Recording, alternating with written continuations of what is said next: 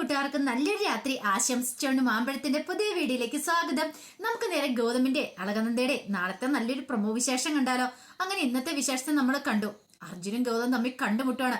പിന്നീട് അർജുൻ ഗൗതമിനോട് ചോദിക്കുന്നുണ്ട്, എന്താ ഗൗതമേട്ടാ, എന്നോടെങ്കിലും സത്യങ്ങളൊന്നും തുറന്നു പറയാൻ പാടില്ലായിരുന്നു, എങ്കിൽ നമുക്ക് അഭിരാമിയെ രക്ഷിക്കായിരുന്നല്ലോ, ഗൗതമേനെങ്കിലും എനിക്ക് രക്ഷിക്കാൻ പറ്റുമായിരുന്നല്ലോ. പക്ഷെ ഗൗതം പറഞ്ഞു, അതെ ഇതൊക്കെ ആ പുറത്തറിഞ്ഞിട്ടുണ്ടെങ്കിൽ അഭിരാമിയുടെ ജീവൻ അപകടത്തിലാണെന്ന് തോന്നി, അതുകൊണ്ടാണ് ഞാൻ ആരോടും പറയായിരുന്നേ. പക്ഷെങ്കിൽ ആരും അവളെ ഒറ്റിക്കൊടുത്തിട്ടുണ്ട്, അതാരാണെങ്കിലും ഞാൻ പൊറുക്കാനും ക്ഷമിക്കാനും പോകുന്നില്ല. അപ്പൊ ഗൗതത്തിന്റെ മനസ്സിൽ ചില സംശയങ്ങളൊക്കെ ഉണ്ടായിരുന്നു. ഒരുപക്ഷെ നന്ദയാണ് അഭിരാമിയെ കുറിച്ചുള്ള വന്ന കാര്യങ്ങളൊക്കെ പറഞ്ഞിരിക്കണേ. ഒരുപക്ഷെ നന്ദയായിരിക്കും, കാരണം നന്ദ പറയുകയും ചെയ്തു പോലീസിനെ വിളിക്കുന്നൊക്കെ. അപ്പൊ നന്ദയാണോ എന്നൊരു ചിന്ത ഗൗതത്തിന് മനസ്സിലുണ്ടാവുന്നുണ്ട്. ഗൗതം അത്രയും പറഞ്ഞിട്ട് അങ്ങോട്ട് പോവാണ്. ഈ സമയം അർജുൻ എന്ത് ചെയ്യണമെന്ന് അറിയില്ലാതെ അർജുൻ അവിടെ ഇരിക്കുകയാണ്. പിന്നീട് അർജുൻ വീട്ടിലേക്ക് പോരുവാണ്. ഈ സമയത്തോ നന്ദ വീട്ടിലേക്ക് തിരികെ വരുവാണ്. ഗൗതത്തിന്റെ അടുത്തുനിന്ന് തിരികെ വീട്ടിലേക്ക് വന്നിട്ടുണ്ടായിരുന്നു. പിന്നീട് നന്ദ അരുന്ധതിയോടും അതോടൊപ്പം തന്നെ ലക്ഷ്മിയമ്മയോടും ഒക്കെ കാര്യങ്ങൾ പറയുന്നുണ്ട്. ഇനിയിപ്പോ ഇവിടെ ഞാൻ നിൽക്കുന്നില്ല, ഞാൻ പോകുക, അല്ലെങ്കിൽ ഞാൻ ഇവിടെ നിൽക്കുന്ന എന്തിനാന്നൊക്കെ ചോദിച്ചോണ്ട് മുകളിലേക്ക് അങ്ങോട്ട് കയറി പോവാണ് മുറിയിലേക്ക്. കാരണം ഡ്രസ്സൊക്കെ പാക്ക് ചെയ്ത് എടുത്തോണ്ട് വരണ്ടേ. ഈ സമയത്ത് പിങ്കിയുടെ മനസ്സിൽ ഭയങ്കര സന്തോഷമായിരുന്നു. രക്ഷപ്പെട്ടു, അവൾ ഇന്നത്തോടുകൂടി ഈ പടി ഇറങ്ങിപ്പോവും. അവൾ പടി ഇറങ്ങി പോണം, അതിനു വേണ്ടിയിട്ടാണല്ലോ താൻ ഇത്രയും വലിയ കളികളൊക്കെ കളിച്ചത്. ഒരു പക്ഷേങ്കില് ഗൗതത്തിന്റെ മേലുള്ള അവളുടെ അവകാശം ഇന്നത്തോടു കൂടി തീർന്നു. അവളുടെ താലിയും വലിച്ചെറിഞ്ഞിട്ടാ പോന്നിരിക്കുന്നത്. എത്രയോ കാലമായി ഇങ്ങനൊരു മുഹൂർത്തത്തിന് വേണ്ടി താൻ കാത്തിരിക്കുന്നത്. ദയവായിട്ട് തനിക്കൊരു അവസരം കൊണ്ട് തന്നാണ്. പിങ്കി ഭയങ്കര സന്തോഷത്തിലായിരുന്നു. പിങ്കിയുടെ മുഖം കണ്ടപ്പോൾ ലക്ഷ്മിയമ്മയ്ക്ക് മനസ്സിലായി, നന്ദ പോകുന്നതിൽ ഏറ്റവും കൂടുതൽ സന്തോഷിക്കുന്ന വ്യക്തി പിങ്കിയാണ്. ഇതൊരിക്കലും അനുവദിച്ചുകൂടാ. എങ്ങനെയെങ്കിലും നന്ദയുടെ മനസ്സൊന്ന് മാറ്റിയേ പറ്റുള്ളൂ. എന്ത് ചെയ്യും ഭഗവാനെ, നീ ആയിട്ട് എന്തെങ്കിലും ഒരു വഴി കാണിച്ചെന്നു പറഞ്ഞ് ഉള്ളൊരുക്കി ലക്ഷ്മിയമ്മ പ്രാർത്ഥിക്കുകയാണ്. അപ്പോഴാണ് അർജുന്റെ വരവങ്ങോട്ട്. അർജുൻ അങ്ങോട്ട് വന്നു. അർജുനെ കണ്ട ഉടനെ പിങ്കി എന്നിട്ട് ചോദിച്ചു, എന്തായി കാര്യങ്ങള്? അല്ല പത്രത്തിലല്ല ന്യൂസിലൊക്കെ കാണിക്കുന്നുണ്ടല്ലോ, ക്യാപ്റ്റൻ അഖിലേനെ പോലീസ് അറസ്റ്റ് ചെയ്യുന്നു, പക്ഷെ ഫോട്ടോസും കാര്യങ്ങളും ഒന്നും കൊടുത്തിട്ടില്ല. അല്ല അർജുൻ ഇതിനെപ്പറ്റി വല്ലതും അറിഞ്ഞോന്ന് ചോദിക്കുക. അർജുൻ എന്ത് പറയണം, ഒന്നും അറിയത്തില്ല അവസ്ഥയില അർജുൻ നിൽക്കുന്നത്. പിന്നീട് പറഞ്ഞു, ഞാൻ എല്ലാം പറയാന്ന് പറയണം. ഈ സമയം ലക്ഷ്മിയമ്മ നിരിച്ചു, മോനെ നീ ഗൗതമോനെ കണ്ടെന്ന് നിൽക്കും. ഞാൻ ഗൗതമേനെ കണ്ടു. അല്ല ഇനി ഗൗതമോനെ വല്ല പോലീസ് അറസ്റ്റോ അങ്ങനെ മറ്റോ ചെയ്തോ? ഇനിയിപ്പം ക്യാപ്റ്റൻ അഖിലയുടെ കൂടെ എങ്ങാനും ഗൗതമേനെ പിടിച്ചോന്ന് ചോദിക്കുക. ഇല്ല ലക്ഷ്മിയമ്മേ, ലക്ഷ്മിയമ്മ ആ കാര്യത്തിൽ വിഷമിക്കൊന്നും വേണ്ട. ഗൗതമേനെ കുറിച്ച് ആർക്കും ഒരു അറിവ് കിട്ടിയിട്ടില്ല, പോലീസുകാർക്കൊന്നും അറിവ് കിട്ടിയിട്ടില്ല. പക്ഷേങ്കിൽ ഗൗതമേണ്ണൻ വല്ലാത്തൊരു ടെൻഷനിലാന്ന് പറയാം. അതെന്താ മോനെ അങ്ങനെ പറഞ്ഞേ?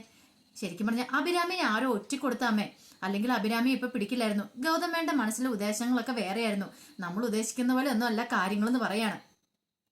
എന്താ മോനെ നീ അങ്ങനെ പറഞ്ഞെന്ന് ചോദിക്കാം.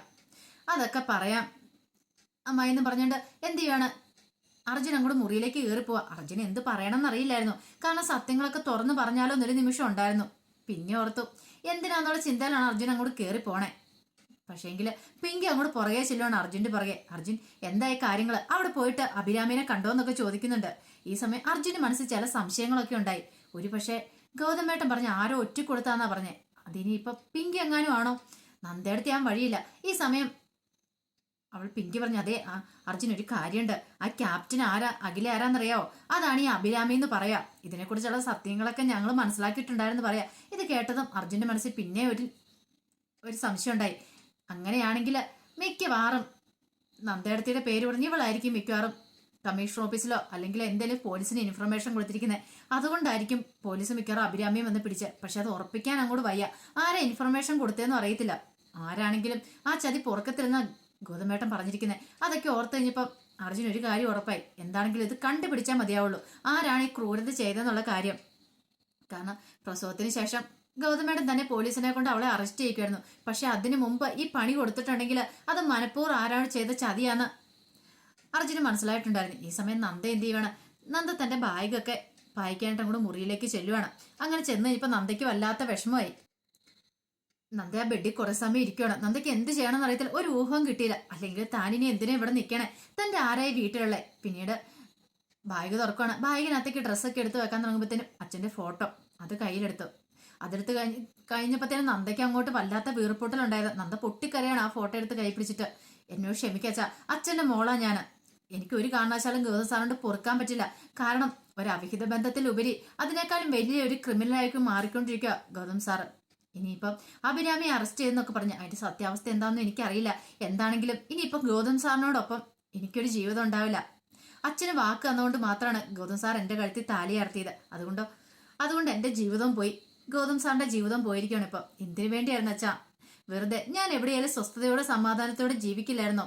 ഗൗതം സാറിനെ ഭർത്താവായിട്ട് ഒരിക്കലും ഞാൻ മനസ്സിൽ കണ്ടുപോലില്ല. പക്ഷെ അവസാനം എനിക്ക് ഗൗതം സാറിനെ സ്നേഹിക്കേണ്ടി വന്നു. ഇപ്പൊ എൻ്റെ ജീവന് തുല്യമായിട്ട് ഇരിക്കുക.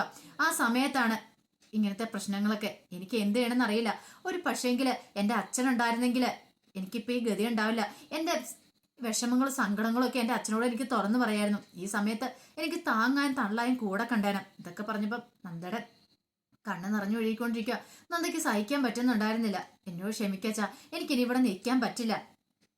ഞാനിവിടെ നിന്ന് ഇറങ്ങുക. എങ്ങോട്ടെന്ന് എനിക്കറിയില്ല. ഒരു പക്ഷേങ്കിൽ നമ്മുടെ ആ ചെറിയ വീടുണ്ടല്ലോ, ആ വീട്ടിലേക്ക് തന്നെയാണ് ഞാൻ പോകുന്നത്. അവിടെ ആകുമ്പോൾ കുഴപ്പമില്ല. ഇനി ഇവിടെ ഞാൻ നിന്നിട്ടുണ്ടെങ്കിൽ ശരിയാകത്തില്ലെന്ന് പറഞ്ഞ് നന്ദ ബാഗ് എടുത്തോണ്ട് താഴേക്ക് അങ്ങോട്ട് വരുവാണ്. അങ്ങനെ വന്ന ഇപ്പൊ ലക്ഷ്മിയമ്മ അരുന്ധതിക്ക് അവിടെ നിൽപ്പുണ്ട്. അപ്പൊ പിങ്കി ഉണ്ടായിരുന്നു ഇപ്പൊ. ലക്ഷ്മിയമ്മ എന്നിട്ട് ചോദിച്ചു, എന്താ മോളെ, ഞാൻ എന്താ കാണുന്നേ? നീ ഈ ബാഗൊക്കെ എടുത്തോണ്ട് എങ്ങോട്ടാന്ന് ചോദിക്കുക. ഞാൻ പറഞ്ഞില്ലേ ലക്ഷ്മിയമ്മേ, ഇനി ഞാൻ ഇവിടെ നിൽക്കത്തില്ല എന്ന് പറയണേ. നീ എന്താ മോളെ ഈ പറയണേ? അപ്പൊ അരുന്ധതി പെട്ടെന്ന് ചോദിച്ചു, നന്ദേ നീ എന്ത് വിചാരിച്ചോണ്ട് എങ്ങനെയൊക്കെ ചെയ്യുന്നേ? നീ ഇത് എങ്ങോട്ടാ പോകാൻ പോന്നേ? അതെ വല്യമ്മേ, ഇനി ഞാനിവിടെ ഒരു നിമിഷം പോലും നിൽക്കില്ല എന്ന് പറയണേ. ഒരു നിമിഷം പോലും നിൽക്കില്ലേ? നീ എന്ത് വർത്താനാ പറയണേ? എനിക്കൊന്നും അങ്ങോട്ട് മനസ്സിലാകുന്നില്ലെന്ന് പറയാം. അതെ ഗൗതം സാറ് എന്നെ മാത്രമല്ല ഇന്ത്യവരം കുടുംബത്തെ മൊത്തം ചതിച്ചുകൊണ്ടിരുന്നേ. ആ ചതിയെ കണ്ടിട്ട് ഞാൻ ഇവിടെ നിൽക്കണം. പക്ക ഒരു ക്രിമിനലായിപ്പം ഗൗതം സാറ്, അറിയാവോ? അത്രയും വലിയൊരു കുറ്റം ചെയ്ത് അവളെ സംരക്ഷിക്കുക ചെയ്തേ. ഒരു പോലീസുകാരൻ്റെ മോളായ എനിക്ക് അതൊരിക്കലും എനിക്ക് സഹിക്കാൻ പറ്റുന്ന കാര്യമല്ല. അമ്മയ്ക്കറിയാലോ, ഞാൻ എപ്പോഴും സത്യത്തിൻ്റെ നീതിയുടെ ഒപ്പം നിൽക്കുള്ളൂ. അപ്പൊ അങ്ങനത്തെ ഒരു പ്രവൃത്തി ചെയ്ത ഗൗതം സാറിനെ എനിക്ക് ഒരിക്കലും പൊറുക്കാൻ പറ്റില്ലെന്ന് പറയാം. ഈ സമയത്താണ് അർജുൻ അങ്ങോട്ട് വരുന്നേ. അർജുൻ വന്നിട്ട് ചോദിച്ചു, നന്ദടുത്ത് എങ്ങോട്ടാ പോകുന്നതെന്ന് ചോദിക്കാം. പെട്ടെന്ന് നന്ദ പറഞ്ഞു, ഇനി ഞാനിവിടെ നിൽക്കുന്നില്ല അർജുൻ, ഞാനിവിടെ നിന്ന് ഇറങ്ങുവാന്ന് പറയാം. അല്ലെങ്കിലും എൻ്റെ ആവശ്യം ഇനി ഇവിടെ ഇല്ല. ഗൗതം സാറിന് പുതിയ ഭാര്യയായി, ഇനി ഒരു കുട്ടി ഉണ്ടാകാൻ പോകുന്നു. പിന്നെ എന്താ എൻ്റെ ഇവിടെ കാര്യം എന്താന്ന് ചോദിക്കുക. ഇത് കേട്ടതും അർജുൻ പറഞ്ഞു, നന്ദടുത്ത് ഇത് എന്ത് വിചാരിച്ചാന്ന് ചോദിക്കണം. ഈ സമയം പിങ്കി പറഞ്ഞു, അതെ നന്ദയോട് ഗൗതം ചെയ്ത ചതി വെച്ച് നോക്കുമ്പോൾ ഇത് ഇച്ചിരി കുറഞ്ഞു പോയെന്ന് എനിക്ക് തോന്നുന്നത്. അല്ലെങ്കിൽ എത്ര വലിയ ചതിയെ ചെയ്തിരിക്കുന്നത്. അപ്പൊ നന്ദ ഈ വീട്ടിൽ നിന്ന് പോയതുകൊണ്ട് എന്നാ കുഴപ്പമിരിക്കണമെന്ന് ചോദിക്കുക. അർജുന് മനസ്സിലായി പിങ്കിയുടെ കയ്യിലിരിപ്പ് എന്താന്ന്. അർജുൻ പെട്ടെന്ന് പറഞ്ഞു, നീ ഒരു അക്ഷരം മിണ്ടല്ലേ പിങ്കി, നീയാണ് ഈ പ്രശ്നം ഇത്ര രൂക്ഷമാക്കിയിരിക്കുന്നത്. നീ എവിടെ മിണ്ടായിരിക്കുക. ഒരു ബന്ധം അങ്ങോട്ട് ഒളിഞ്ഞു പോകാൻ എളുപ്പമാണ്. പക്ഷെ അത് വീണ്ടും അത് കൂട്ടി യോജിപ്പിക്കണമെങ്കിൽ അത് വല്ലാത്ത ബുദ്ധിമുട്ടാ. നിനക്കത് മനസ്സിലായില്ലേ? ഞാൻ മനസ്സിലാക്കി തരാമെന്ന് പറയാം. നിന്റെ ഉള്ളിലിരിപ്പൊക്കെ എനിക്ക് എന്താന്ന് മനസ്സിലായി. നീ തക്കാലത്തിന് മിണ്ടണമെന്ന് പറയാം. പെട്ടെന്ന് പിങ്കി പറഞ്ഞു, അതല്ലെങ്കിലും അങ്ങനെയാണല്ലോ, എല്ലാം കുറ്റം ചെയ്തിട്ട് അവസാനം വന്നു കഴിയുമ്പോഴത്തേനും കുറ്റം മുഴുവൻ എൻ്റെ തലയിലേക്കാണ് വരുന്നേ. ഞാനിവിടെ എന്ത് തെറ്റാ ചെയ്തേ? നന്ദയുടെ ഭക്ഷണം നിന്നാണോ കുഴപ്പമെന്ന് ചോദിക്കാം.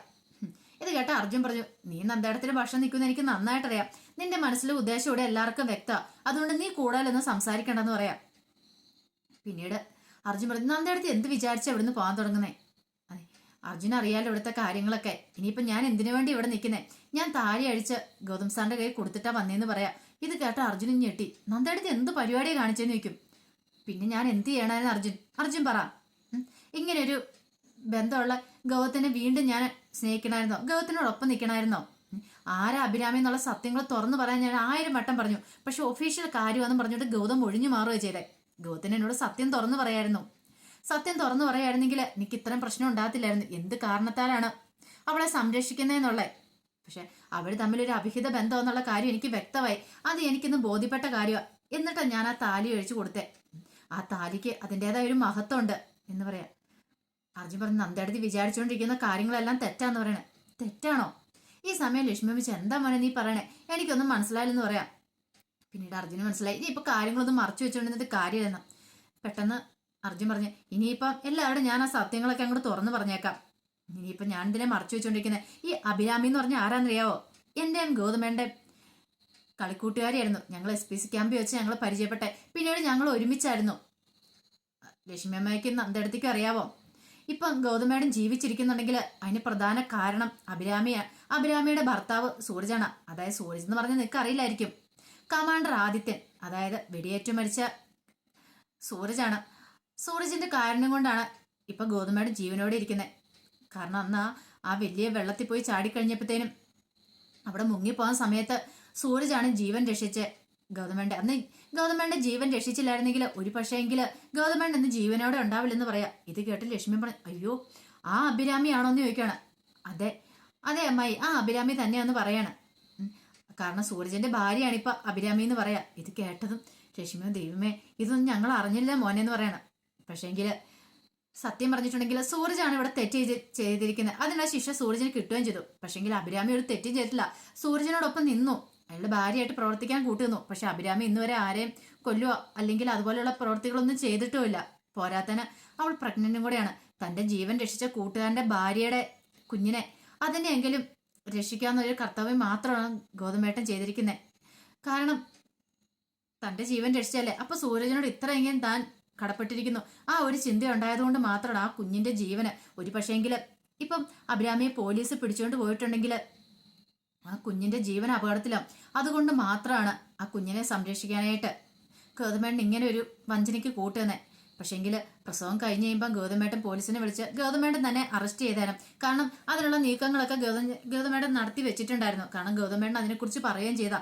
പക്ഷെ അതിനു മുമ്പ് ആരാണ്ട് ഒറ്റിക്കൊടുത്ത് ഈ കാര്യങ്ങളൊന്നും പറയാ. ഇത് കേട്ടതും നന്ദ ഒരു നിമിഷം അന്തം വിട്ട് നിൽക്കുവാണ്. നന്ദയ്ക്ക് വല്ലാത്ത ടെൻഷൻ സങ്കടമാക്കി ആയിപ്പോയി. ദൈവമേ ഇങ്ങനെയാണ് കാര്യങ്ങൾ, താൻ ഇതൊന്നും അറിഞ്ഞിരുന്നില്ലല്ലോ. താൻ വിചാരിച്ചു അവർ തമ്മിൽ അഭീത ബന്ധമാണ്. പെട്ടെന്ന് പിങ്കി പറഞ്ഞു, അർജുനോട് ആരെയും കഥയൊക്കെ പറയണേ?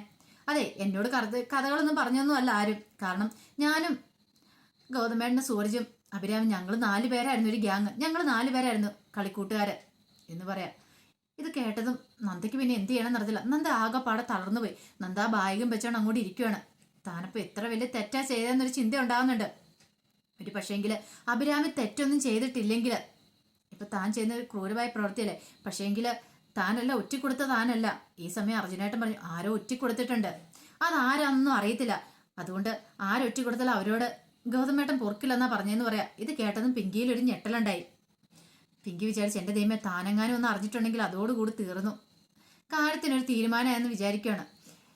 അങ്ങനെ അർജുൻ ഇതെല്ലാം പറഞ്ഞിട്ട് അങ്ങോട്ട് നോക്കുമ്പോഴാണ് ഗൗതം അങ്ങോട്ട് കയറി വരുന്നത്. ആകെപ്പാടെ തകർന്ന മനസ്സോടുകൂടിയാണ് ഗൗതത്തിന്റെ വരവ്. ഗൗതം സ്വപ്നത്തിൽ പോലും പ്രതീക്ഷിക്കാത്ത കാര്യമില്ല നടന്നേ. അഭിരാമിക്ക് വേണ്ടി ഇത്ര ഓട്ടപ്പാച്ചിലുകളൊക്കെ നടത്തിയിട്ട് അവസാനം സ്വന്തം കുടുംബവും പോയി കിട്ടി. അഭിരാമിയെ കുഞ്ഞിനെ ജീവനെ രക്ഷിക്കാനായിട്ട് പറ്റാത്തൊരവസ്ഥയിലേക്ക് പെട്ടിരിക്കുന്നത്. അങ്ങനെ ഗൗതം കടന്നു വന്നതിന് അർജുൻ പെട്ടെന്ന് ഗൗതമേട്ടൻ എന്താ പെട്ടെന്ന്, അല്ല അഭിരാമിയെ കുറിച്ച് വല്ല വിവരം എന്തെങ്കിലും കിട്ടിയെന്ന് ചോദിക്കാം. ഇത് കേട്ടതും ഗൗതം ഒന്നും മിണ്ടാതെ മുറിയിലേക്ക് അങ്ങോട്ട് പോവാണ്. ഈ സമയത്ത് അരുന്ധി വിളിച്ചു, അതെ ഗൗതമേട്ടൻ നീ കാര്യം എന്താന്ന് പറഞ്ഞിട്ട് പോകാൻ പറയണ. പക്ഷെ ഗൗതം ആരെയും മൈൻഡ് ചെയ്തില്ല. വല്ലാത്ത തളർന്ന ഒരു അവസ്ഥയിൽ അങ്ങോട്ട് കയറുവാണ്. പെട്ടെന്ന് പിങ്കി പറഞ്ഞു, അല്ല ഇത്രയും വലിയ തെറ്റൊക്കെ ചെയ്തിട്ട് ഗൗതത്തിന് വലിയ കുലുക്കൊണ്ടോന്ന് നോക്കിയേ. പെട്ടെന്ന് അർജുൻ പറഞ്ഞു, ഇത്ര സമയം അതൊക്കെയല്ലേ പിങ്കി ഞാൻ പറഞ്ഞുകൊണ്ടിരുന്നേ, പിന്നെ എന്തിനാ ഇനിയും ഗൗതമേട്ടനെ കുറ്റപ്പെടുത്തിയെന്ന് ചോദിക്കുക. പെട്ടെന്ന് ഗൗതം അങ്ങോട്ട് തിരിഞ്ഞു നിന്നു. ഒരു കാര്യം ഞാൻ പറഞ്ഞേക്കാം, അഭിരാമിനെ കുടുക്കിയത് ആരാണെങ്കിലും അഭിരാമി ഒറ്റക്കൊടുത്ത ആരാണെങ്കിലും ആ തെറ്റ് ഞാൻ ഒരിക്കലും പൊറുക്കാൻ പോകുന്നില്ലെന്ന് പറഞ്ഞ് കയറി പോവാണ്. ഇത് കേട്ട് കഴിഞ്ഞപ്പോഴത്തേനും പിങ്കി ഒന്ന് ഞെട്ടിത്തിരിക്കുക. അപ്പൊ അതിന്റെ വിശേഷങ്ങളൊക്കെ നമ്മൾ നാളെ കാണാൻ പോകുന്നത്. ആ വിശേഷങ്ങളൊക്കെ നമുക്ക് എല്ലാവർക്കും കാത്തിരിക്കാം കേട്ടോ. ആദ്യമായി കാണുന്നവരാണെങ്കിൽ ചാനൽ ഇഷ്ടപ്പെട്ട ഒന്ന് സബ്സ്ക്രൈബ് ചെയ്യാൻ മറക്കരുത്. അതോടൊപ്പം തന്നെ കണ്ടുകൊണ്ടിരിക്കുന്ന എല്ലാവരുടെ സപ്പോർട്ടിലേക്കും തുടർന്നും പ്രതീക്ഷയുണ്ട്. എല്ലാവർക്കും ഒരിക്കൽ കൂടി നല്ലൊരു രാത്രി ആശംസിച്ചുകൊണ്ട് നിർത്തുന്നു. നന്ദി.